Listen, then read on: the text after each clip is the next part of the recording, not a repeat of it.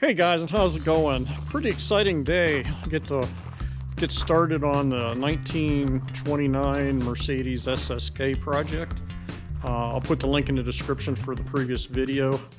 Kind of give you the background of how I came about this barn find. And the thing is in the paint now, but I need to get the flatbed pulled out and get the Mercedes into the shop and get it out of storage back here. So to do that, need to move around some trailers, pull everything out, take all the spare parts and get them into the garage, into storage, and then take the roller chassis and then put it into the shop, jack it up, and make sure everything works. So today's project, get everything unloaded into the main barn for storage, clear off the flatbed so I can roll this out. Appreciate everybody watching. Please like, share, and subscribe, and check out my playlist on all my e-bikes and solar projects and all the other crazy stuff I've been doing over the last year during COVID. And let's get to it.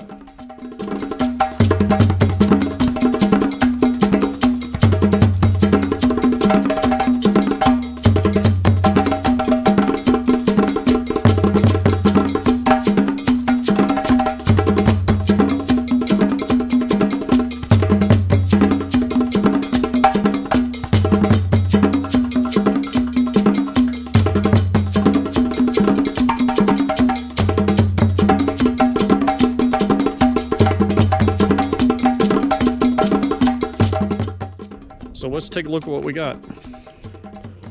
So here's the, kind of call it a go-kart, but again, it's a 1929 replica made by Fiberfab in Minnesota back in 1986. Neighbor got it, never built it. All the pieces are out in my other barn storage area, and we're going to get it going here. But it's based on a Pinto, 1980 Pinto motor. And again, it was sitting in a barn, so it's all crusty and dusty, but it's a 2-liter Ford Pinto motor. And then this is the fiberglass body. I'm going to have to saw out some parts, but get it cleaned up. But it is a gel coat body, so no painting required. And again, very dirty. I think the next item we're going to do is lift the body off. And then, as I do with all my builds, we're going to do a complete rolling chassis and take it from there. So it's actually a gel coat finish on it. So the nice thing about these is that you don't have to paint the car if you don't want to, and it looks pretty decent. But again, 1986 kit car.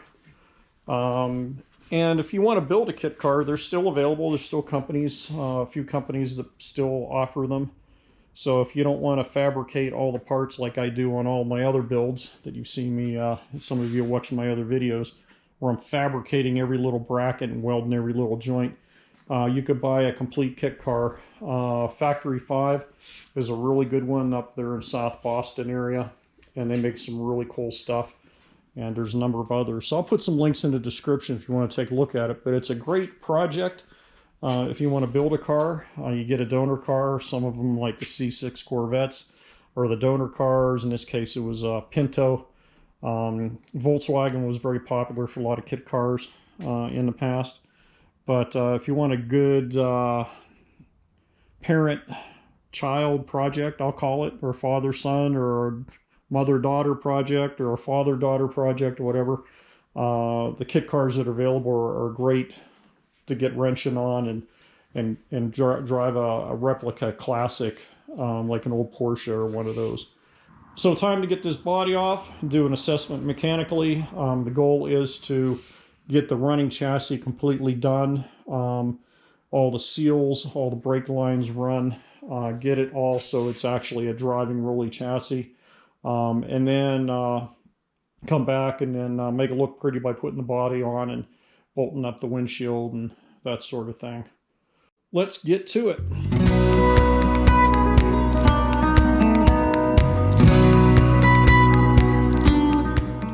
Just about time to push the whole frame and engine out into the driveway and pressure wash it. and get decades of dirt off of it. Need to reseal the carburetor with some newer duct tape. Make sure no water's going in any of the connections. But initial inspection, it is a manual transmission.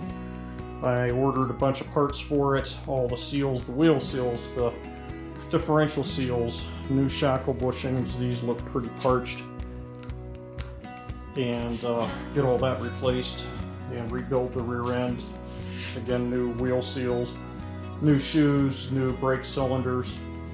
And I have a new master cylinder coming, along with new brake calipers in the front, pads, new lines. These look also pretty ratty. And then I'll run new nickel copper or NiCop brake line from the front to the back. Get that all cleaned up. Initially, too, differential, the pinion seal is leaking. You see all the suck and wetness of that, so I'll get that cleaned up, break that nut loose. I'll do that here in a bit after I get everything cleaned up. Drive shaft definitely needs to be shortened, probably about 18-20 inches. It's way too long for the wheelbase now, so I'll take that down to my local drive shaft shop and get that taken care of. I have new motor mounts coming, I have a new transmission mount coming, and once we get this thing with a battery on it, I'll turn it over and do a compression check on all the cylinders. Also, I noticed battery wire here, red, is grounded to the frame down in here, and that's wrong. They didn't have a positive ground in 1980 on a Ford Pinto, so that needs to be corrected with new battery leads. And I'm assuming the battery's going to mount up in this area right here. But and then also the radiator looks pretty old. I'm going to take it down to my local radiator shop and have them go over it, flush it, pressure test it, get it all cleaned up, and then get everything back together. Also, I'm going to put an electric fan. Looks like be about a 14-inch diameter electric fan on it. Get rid of the old dinosaur fan that's on here. And I also have a new timing belt tensioner coming. These do use a timing belt. It is an invasive motor, so if the timing belt breaks, the valves will hit the top of the pistons and bye-bye motor. But new belts coming, new alternator, rebuild alternator, but should go pretty quick.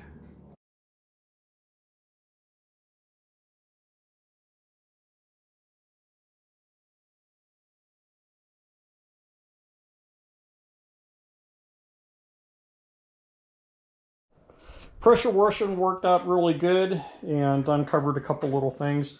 I knew the pinion seal was leaking. You can see how goopy that is, but I've got the seal here from Napa to take care of that. Also, wheel cylinder in the back passenger side leaking. Shock wasn't on right. The shackle bushings are parched, and I'll get those replaced. And then I'm going to take the back wheels off, take everything apart, new wheel cylinders, brake shoes, everything. Just go through all the seals in the rear end, get all that done. Found the shift knob lever in a box of parts. When I got this, I got some bins full of parts, so fortunately I have that. Going to do a compression test on the motor. So I got the cylinders ready to go. I got the spark plugs pulled out and they're pretty carved up, so I'll get some new ones in. But what I like doing is, I don't know how long this has been sitting for, decades, but go into each one of the spark plug holes and put some WD-40 in there before I move this thing and turn it over.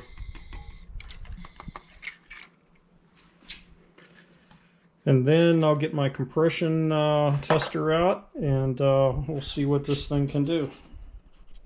So I don't know when the last time this engine has run, so steps I like taking when you get an old motor that might be sitting for 30 or 40 years is the first thing you want to do is take out the spark plugs and then fog it with a WD-40, which is usually what I use. Give it a good coating, and if it's a real old motor, maybe let it set for overnight. And then after that, check the oil. Make sure you got oil in it. That's very important. and look at the condition of the oil. In this case, my oil's fine. And then you want to turn over the motor. Sometimes you can get by with the plugs out, just turning a little bit hard to do holding the camera here, but you can turn the motor over, you know, with a fan blade. Or if that doesn't work, it's still a little bit stiff, the nut on the crank, use like a breaker bar and spin it over that way. Don't use an impact wrench by no means, but spin it over by hand. And then after that, if you're all free, what you want to do is do a compression test. And this is a good thing to do if you're buying a high mile car and you want to see how all the cylinders are performing. This is a compression tester for those who have never seen one. Very economical. AutoZone sells them for like 40 bucks, and you can get a deluxe set that has all the different type spark plug fittings. And this is from Harbor Freight. And take a look at this one. And it comes with assortment of hoses and connector sizes for the spark plugs. And then these are quick connects, like an air quick connect like you have on your air compressor. So I've got this one on here. What we're going to do is turn it over and then look at each of the cylinders. And then if you're buying a used car and if one of the cylinders out a little bit, maybe use that for negotiations to get the price down a little bit, or actually determine whether or not you want to buy it. So let's go ahead. I've got the battery connected.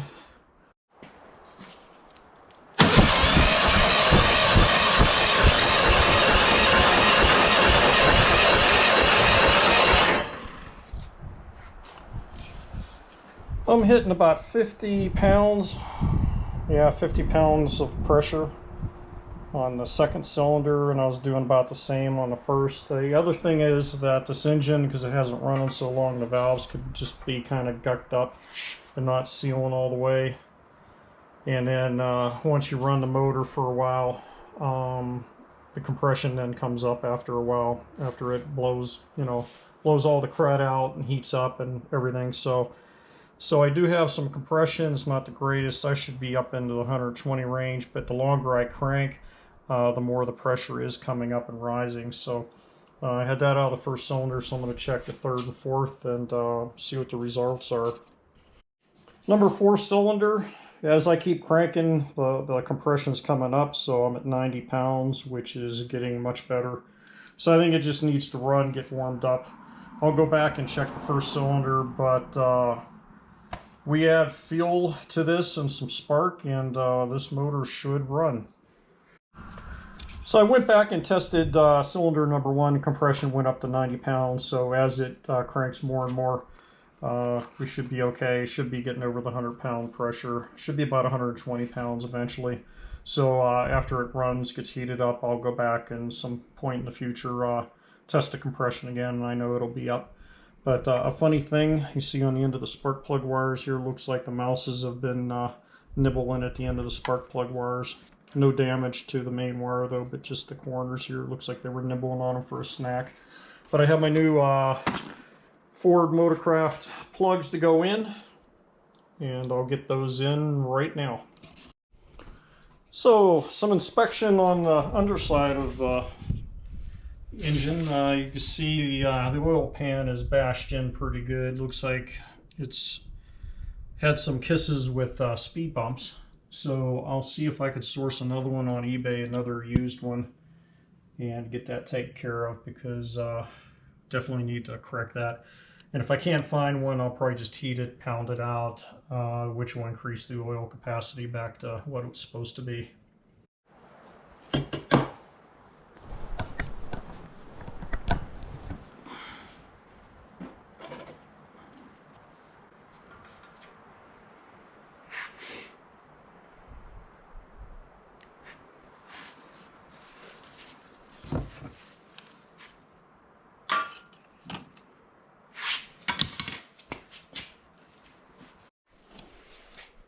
Back in place, all sealed. That's never going to leak again for at least another 20 some years, most likely. So scratch another thing off the list. Ready to get all the wheels off, start tearing apart the brake drums. In the front, I did notice an issue with this wheel that shouldn't do that. And the other one's tight, so now what I think is maybe the wheel bearing needs to be tightened up. It wasn't snugged up enough. But I'm going to take all the wheel bearings out, repack them, put new seals in, put them back on, so get rid of that issue. Here's the wobble issue. It's the lug nuts. So these lug nuts are on here, and these are made for aluminum mag wheels. You see the shoulder on them is real deep, and what should be on here is an acorn nut. So that's all it was. So if you're doing this, make sure you don't use aluminum mag wheel lug nuts on a steel rim. One other thing that I found, there are washers on the lugs. Don't do that. So I got the drums off. Wow. So the passenger side rear ends, the axle seal's leaking really bad. I thought it was the wheel cylinder on the brakes, but it's definitely the wheel seal. Just throwing all the oil down in. And I can move out the drum here a bit, and you can see how wet the drum is, just sopping wet. But fortunately, there's nothing wrong with the drum. Nice and smooth, it's unscored. But if you have this issue and your shoes get oil on them, they just absorb it like a sponge. There's nothing you could do. You got to get new shoes and just replace them. So what I'm going to do now is pull the diff cover off the back. On these, there's no drain plug, so to change the oil, which I need to do anyway, pull the diff plug out, just take the bolts out around it, and then drop it off. I have a new gasket for it. Inspect the gears and everything, and then go ahead, remove all the brake componentry. What I like doing is take a picture with my phone of where all the spring locations are at, and the emergency brake and the automatic adjustment, and get all that off, and then pull the axles. And if you notice on the hub here, there are holes. In the holes, you spin it around, line it up to get the bolts off, and there's usually 4 bolts, and then that's the bearing cap, and then the whole axle comes out, and then I can get to the seal, get everything all good and clean, put back together again. So I already did the pinion seal up front. It just needs to be cleaned up on the outside. And then all this rust, I'll do a good coating of rust converter, which I have another YouTube that you could watch on what I found to be about the best rust converter, and then get it painted up, and the rear end's going to be done. So I'm going to put you into, put the GoPro into time warp, but let's get this knocked out and broke down.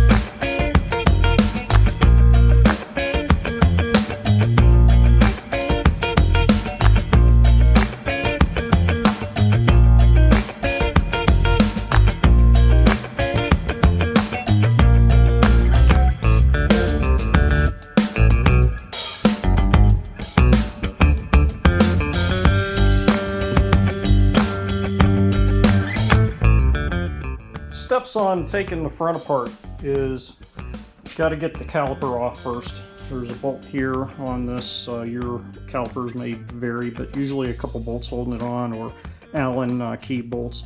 But there's one down in there, one here. I'll break that loose, take the caliper off, knock the grease cap off here, and then I'll be able to get into the cotter pin, typically is what's in here.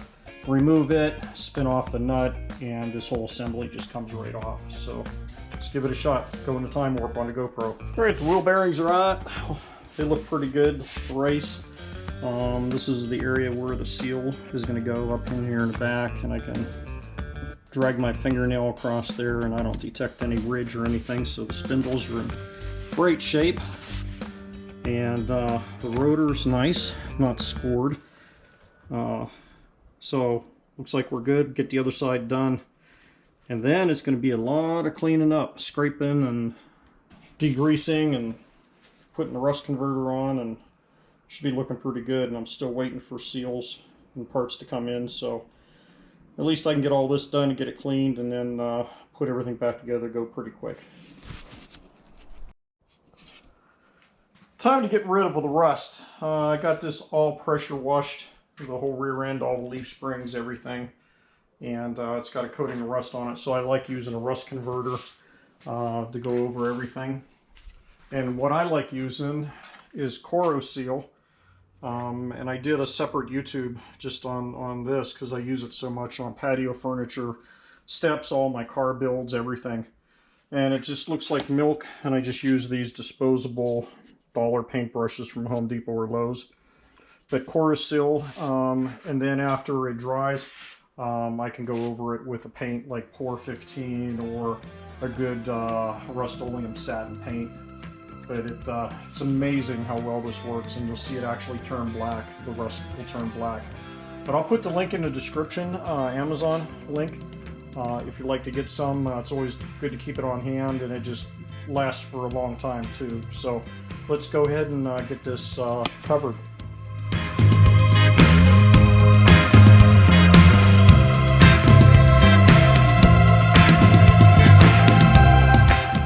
Rust converter's all done. Man, this stuff is really hard. It's amazing what this stuff does. Seal, and again, link in the description. But next is go ahead and spray it with some Rust-Oleum paint, some satin black I like to use on all my frames.